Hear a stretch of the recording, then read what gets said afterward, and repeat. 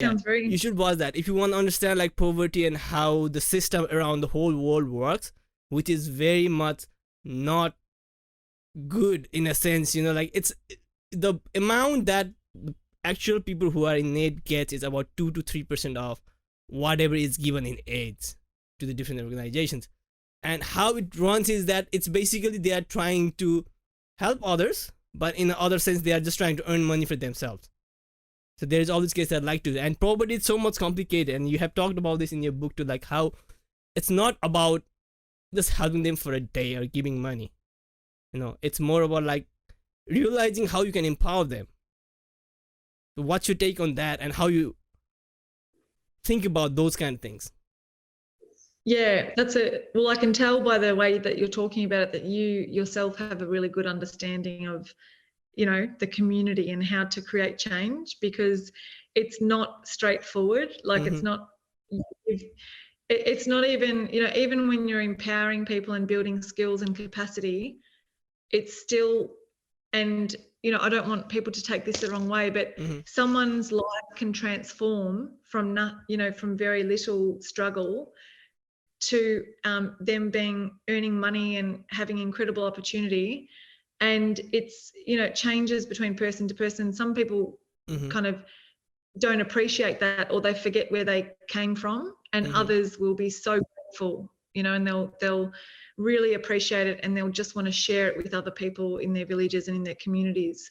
But I think also, if you look at the history of aid in Nepal, the community development model for a long time was giving stuff for free. So that creates that human condition of expecting to be given stuff, or entitlement, which I think is a big thing in Nepal. And I think that's very damaging, to be people so much stuff for free and not requiring them to do any work, because not only is it unfair because someone's giving a lot of energy and time and they're just kind of receiving, but also it doesn't honor the ability that human has, the ability we all have to actually contribute. And it's not empowering, because at the end of the day that creates dependency on the person that's giving them things. So when you're talking about empowerment, it's really building up the capacity in that person that they are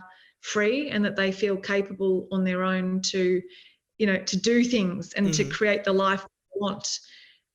And on a macro scale, which is what you've just touched on, yes, when I studied international development at university, I was kind of horrified and very shocked at how the global institutions like the International Monetary Fund and the World Bank, and how they actually operate, because people think they're there to do good, but actually when you research into it, they provide these incredible amounts of money, but it's strings attached, and it's on many conditions, which is like, if you let us build roads and that, we'll build roads and we'll give you this infrastructure, but it's kind of there's something in it for themselves.